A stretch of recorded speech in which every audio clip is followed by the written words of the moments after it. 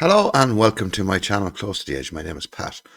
We talk about all things prog rock, classic rock, heavy rock, and maybe, just maybe, a stick of rock, you never know. Anyway, welcome back all my subscribers and viewers. Hope you're all doing very well. And if you're new to the channel and you like what you see, hit that like and subscribe button. And if you don't like it, you won't. Simple as that. Not forcing anyone to like the channel, to be absolutely honest with you. If you like it, you like it. Anyway, today, following on from my Tangerine Dream video, as you know, I love ambient music, synthesized music. I'm going to delve into my Vangelis collection. And I'm going to rank all the albums I have in my collection. Now, I don't have every one of them, far from it. Good few albums I'm missing. I used to have them. But I have 13 albums. Baker's dozen, as they say. And I'm going to rank them. And I've been listening to them on and off, maybe the last week or two. Some I hadn't heard in years. So I might be a bit rusty on some of them, just to give you the heads up on that. But anyway, Vangelis is from Greece. He was brought up mostly in Athens. And he was in a band called Aphrodite's Child, kind of a prog band. Interesting band as well. But he went off out on his solo career. And I'm going to rank the 13 from here. Hope you enjoy the video. At number 13, now I have a lot of this written down because the memory is not great. And I don't have the cover of this. I don't know where the cover has gone on this one. It's Boberg. I hope you can see it. It's just a disc. There's a shine on that. It's just a disc. Can't find the cover of it. That's released in 1978. It's a hard listen, to be honest with you. It's a good album, but a hard listen. Very classical. You know, it's one of those albums that would take you a long time to get into. I never really gotten into it, but still it's good. It's number 13. This is one now I bought when it came out, and I still have it. It's Voices from 1995. And the English pop singer is on this singing, Paul Young, if you've heard of him.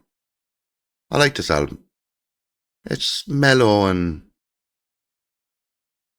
how would you call it? Just one of those, it's an ambient album really, just one you put on the background mainly. And it's a very good album. If you haven't heard this one, I would advise you go and check it out, but there is better to come. But still, not a bad album at all. Another one I bought when it came out, and even to have the price on this one, number 11. It cost £9. We were in the pounds at the time in Ireland, 99. It's The City, 1990. I like this album. This really is about the city and about the bustling life of a major big city, and you hear the car horns and the beating and the shouting, and it takes you on a journey. It's a concept album. And I really like this album. It gives you the feeling that you're in the city. Or some people say you're looking in at the city. That's number 11. Number 10 is Oceanic from 96. Bought it when it came out. Obviously it's like Atlantis or about, mermaids and all that kind of stuff. And again, another concept, in the sense that you feel like you're in the ocean and you're out on the ocean and you're travelling across the ocean. And very uplifting album. I really like this album too. I really do. Now, and I'm including soundtracks in this 13. I know I didn't do it for Tangerine Dream, but for Vangelis, soundtracks are an integral part of his discography. So I am including soundtracks. This next one is on cassette. The only way I could get it back in the day. And it's very white now. I have it there. Antarctica. This was for a Japanese film. And obviously, as the title is about Antarctica. And the only thing I found about this album, it doesn't really convey that it's about Antarctica, the music, unless you watch the kind of documentary film, which I haven't seen, to be quite honest with you. But I do like it. And I played it there last week, and I like it. I do like it. back to one of his. This is not a soundtrack. This is China in 1979, and as the title would suggest, a lot of Chinese elements in the album. Again, it flows. Again, it just flows along like very conceptual, and you can hear the Chinese influences in it. And it's one of those albums that takes you to China. It gives you that kind of feeling that you're there, and the music conveys that. So it's another excellent album. Number 7, 1985, Mask. There's 6 movements in this. Again, another concept album. And I really like this one, Mask, and about the mask, the way we all put on a mask, and you can interpret it any way you want, really. And that's my interpretation of it. Obviously, other people's interpretation would be totally different. But again, this is a 9 out of 10. Last one's probably 8. This is a 9. I really like this one. Bought it when it came out. Next one I bought when it came out as well is number 6. It's Direct. Very, very, very synthesizer. I know he used a lot of synthesizers, beg your pardon.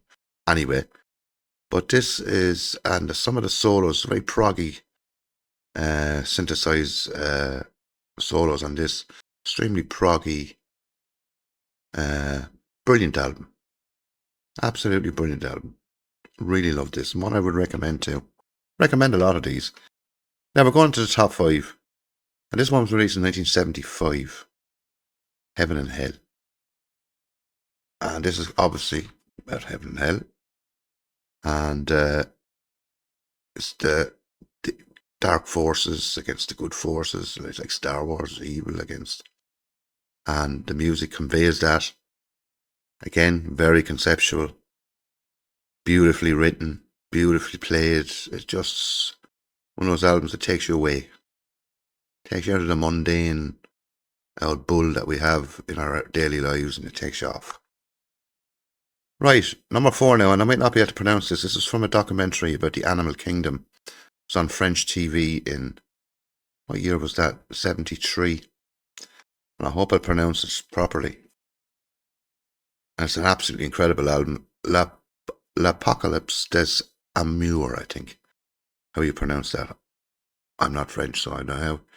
Any French-speaking people there watching this will actually probably think, yeah, they're making a right balls of that. But anyway, what a brilliant. This is a 10 out of 10. Absolutely brilliant. And I would love to see the documentary about it, but it conveys that, the animal kingdom and nature. Just, it embodies the whole album. Number 3, I bought this on LP actually, back in the day. Where it's gone. Albedo 0.39, which is kind of an album really about physics and science.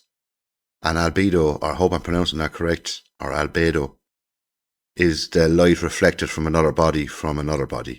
Like, I think the Earth or the Moon has an albedo of 0.39. I think that's what it is, the Earth. It's the reflection of the sunlight from Earth. So that's what it is. And it's absolutely an incredible album. 10 out of 10. 1976.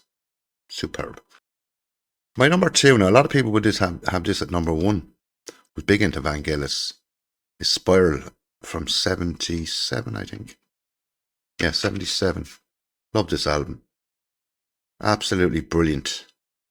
Everyone loved this album when it came out. And it has that typical unique sound from Vangelis. You know, when you hear Vangelis, and if you're familiar with him, you'll say, well, that's Vangelis. Absolutely brilliant. Stellar album. Stellar. Now, my number 1 is a soundtrack. And the film is absolutely brilliant. Now, I know he had one I don't have, I didn't show, was Blade Runner, which is a brilliant film and another great soundtrack, and the way that went on me. And of course, he won the Oscar for Chariots of Fire, the film about the runner. But my favourite album by him is 1492. It's a Ridley Scott film about Christopher Columbus. And I only played it there yesterday. And this is incredible. Released in 1992. Absolutely, from start to finish, it conveys. If you watch the film, the film without that music would be an average, but I think that the music brings the film up. I know the film wasn't a huge success. Ridley Scott directed it, and Sigourney Weaver was in the film. Gerard Depardieu played Christopher Columbus, the French actor. But this is some piece of music. It's just, it has choral arrangements on it. They're singing kind of a Latin, you see, like a choir Latin, and it's just absolutely unbelievable. There's only one album you're to get by Vangelis. If you have none in your collection, I would highly recommend this. You know what I mean? This music is absolutely stellar. All his music is stellar. Now, I know a lot of people who are into rock music and all that, but this is music. Rock music, you have to be in a different frame of mind for rock music. I'm talking about normal rock music, not talking about progressive rock. And he's based in progressive rock. You can hear it in a lot of his albums, where he came from with Aphrodite's Child. And I think his second album, Truth, I think the name of it is it, or Earth? Sorry, Earth. Earth is the name of it. That's a progressive rock kind of album, and I haven't got that. And I used to have it years ago. Went by the wayside. Yeah, Earth, 1973. But anyway, I hope you enjoyed that video. I don't ever see many videos on the brilliant Vangelis. Unfortunately, he passed away in 2020, when I have it written down, 2022 in May in Paris. And a great loss. And of course, he did a lot of stuff. It was the early 80s with John Anderson, John and Vangelis. But I don't have anything by them. I have a kind of a compilation. There's good stuff on it, kind of poppy. You know, and they hit the charts and all that kind of stuff. But anyway, hope you enjoyed it. And whatever you're doing, stay safe. Very important. It's also nice to be nice, isn't it?